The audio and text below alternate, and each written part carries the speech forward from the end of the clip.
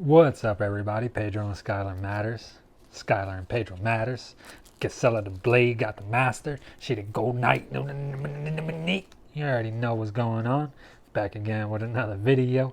Skylar and Pedro matters. Alright. You guys already know. Last time I did a deck tick of Gisela Blade of Goldknight. Deck tick. So basically what we got here. First strike. Flying. Source would deal damage to an opponent or a permanent. An opponent controls that source deals double that damage to that player or permanent instead.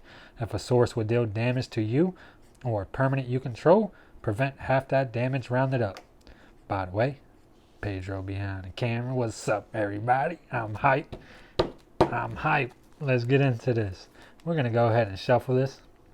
Do a couple test hands as you seen by that description on that title you done seen. And we're going to get right into this. Gisela Blade Goldknight. Real fun deck to play. Is it the fastest? No. Red-white. Kind of starts off slow. But it is fun to play. Because once you start getting some angels out. And people don't think you've been doing much. You swing in late game. And we're going to go ahead and cut this. Alright. Put the deck over here, guys.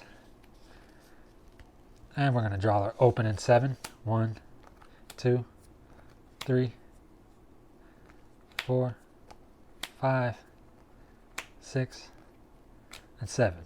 So, we got 2 lands in hand. Let's go ahead and check this out. Got a Plains, Castle Ardenval, an angel that basically exile target non-land permanent other than her. So now we have a low casting angel, 2 colorless white, landfall, so that's nice to have in hand. Everything we have in hand is basically white. Got removal, and we got a little ramp right here. So 2 land in hand. I like to keep my land in a certain spot. Kind of like that. Check out what we have. Get the mana cost separated. And I'm about to fumble the cards. But that's basically how I hold my hand. Highest mana cost. Next. Low. Keeps going low. And so on and so forth. But we're going to see what our next top 2 cards are to determine if we're going to keep this hand. And look at this. No land coming up. No land coming up. These are 2 good angels, but if we're playing with my friends as we do it, we usually scry 2. And for the video, it's basically what we're going to do, playing it as if we're friends. Ain't nobody trying to be in a competition, we're just playing for fun. So if I don't have a good hand to do anything, then what's the point? You know what I'm saying, guys? We're trying to have fun. Be even for everybody. So these 2 angels, like I said, are good. But we're going to hope that because we're dropped those 2 onto the bottom, maybe our next draws before we run out of lands in hand will be another land. Because we have Smothering Tithe. Smothering whatever. We smother that money. You know what I'm talking about? But whenever an opponent draws a card, that player may pay 2. If you don't, you create a colorless treasure token. So that may mana fix us. And we have a removal just in case somebody plays something and we don't like it. And they swing at us for whatever reason. We can remove that bad boy. So, turn 1, 2, 3. We're just going to go ahead and play that Plains. Get right into there. Oh, forgot to draw our card. And what do you know? Prismatic Lens. Good thing we kept this hand. It's looking real good. Real nice. Go ahead, pass turn, because we ain't got nothing else we can do. Turn 2, fellas, ladies. Let's get right into it. Bada bing. What we got here? Nice. Verge, Rangers, Human, Scout. You may look at the top card of your library at any time. And opponent plays more lands than you. May play lands from the top of your library. So, let's say somebody else has more lands than us. We're going to be able to play from our library. So that is most definitely going to help us out. And this comes into play untapped we're going to tap that 2 to play that prismatic lens. And sorry about the glare in the video, guys. Let me see if I can adjust that. Need to change my lighting, but right now we got a total of 3 mana open, 1 colorless, and 2 white, and it is only turn 2. So I'm gonna go ahead and pass turn. Say it went around, people laid soul rings, did whatever they had to do. Bada bing, comes back to our turn. Got our hand nice and ready. Switch that to turn 3. We're gonna draw. Let's see what we get. Nice. 2 colorless, red and a white. So right now we do not have a red. How are we going to fix that? Let's see if we have any land in hand. Now we're going to miss a land drop. That sucks. But because we play certain cards in our deck, we're going to go ahead and play this guy right now. Verge Rangers. And go ahead and be able to look at the top card of our library. So play that out right there. Bam. Hits the battlefield. People read him, do what he does. They say that's nasty. They said, I noticed you missed that land drop, Pedro, but it don't even matter. So we're going to look at that top card. Boy, what do you know? Boy, what do you know? Boy, what do you know? Most likely somebody has more lands than us on turn 3 because we only have two mana. And we just got us a land off the top of the deck. Top of the deck. Just played our land per turn. So we did not miss a land drop this turn. That is nasty. Now we may look at the top of our card or library anytime. So this is what we're going to get next. Enters the battlefield. Another target permanent you control is indestructible for as long as you control her. Now we're getting a little system set up over here. So go ahead, pass it to turn 5. Turn 5. Now we got us a nice little 3/3 blocker out there. Not too bad, but we ain't really going to be trying to put him in danger. And we do have ways to path to exile something that's dangerous. And we're just going to turn 4. We're going to do this to turn 10.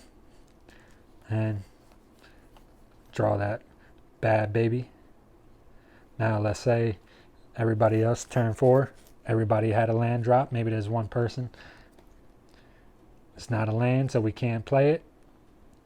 And we're just going to go ahead and continue. We know she's coming up. We know what we have on board. We have 4 mana open. We do have a red source. And what are we going to do? What are we going to do, guys? I think I'm going to get this smothering test out. Because I want to start being a nuisance to whenever an opponent draws a card that player may pay to. If he doesn't, I get a token. Boy, I don't even know how to keep track of this on this little play style. This little play deck tech we doing. But this right here, it's a reason why it's a little expensive. It's going to change the game. Now anytime somebody draws a card, I'm going to be able to get a treasure token. And let's say this goes around once and each person drew at least 1 card. Did they pay 2? Maybe. Maybe not, because we're so early in the game. It's turn 4. Everybody has 4 mana. They play their 5th land, 5th mana. They dedicate 2 to me. They only have 3 mana left. So most likely we are going to be able to get some treasure tokens.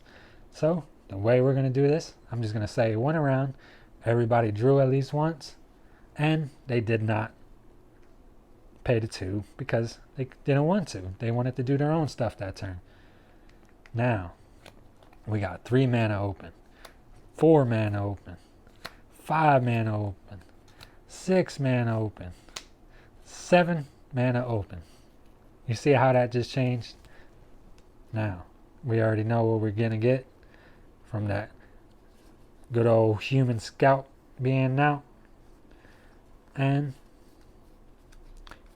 now, look through our hand again, no lands. But because we played this guy earlier, now we have our little engine going where we get to look at the top of our library and play lands. And An opponent most likely controls 3 or more lands than us on turn 5. So we're going to go ahead and see. Let's see what we can do some damage. See if we can do some damage. And there's a land there. And there's a land there. Let's go ahead and put that right over there. Now, we got 8 mana. Turn 5. 8 mana turn 5. Now, I could cast my commander. But I am not going to do that because we don't have an army set up yet. So, 8 mana open. We're going to try and get some angels on the board. Now, setting up. 2 colorless. And a red and a white. We're going to go ahead and play Firemane Avenger. Whenever an Avenger and at least 2 other creatures attack, it deals 3 damage to target creature or player and you gain 3 life. So, sacrifice 3 treasure tokens. That 1 white. We're going to go ahead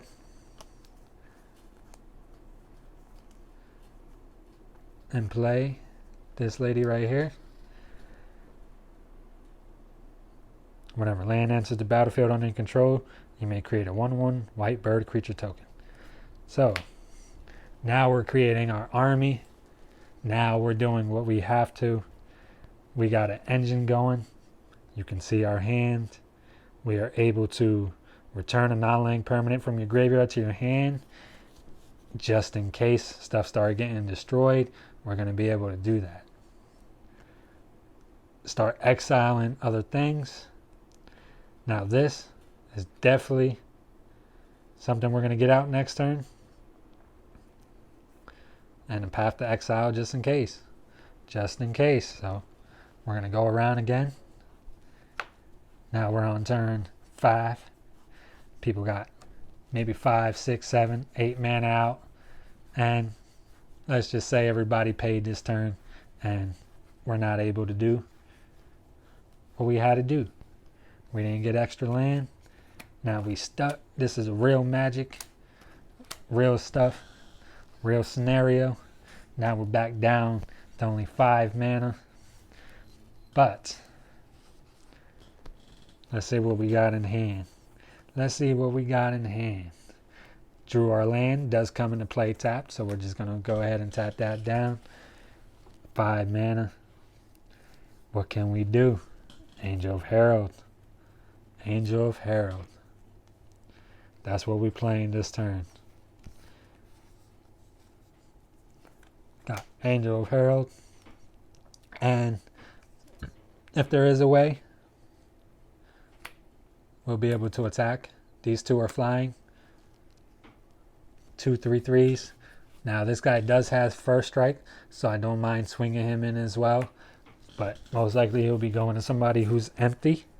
Somebody who doesn't have a board. But if she attacks with 3 or more creatures, we deal 3 damage to the target creature or player.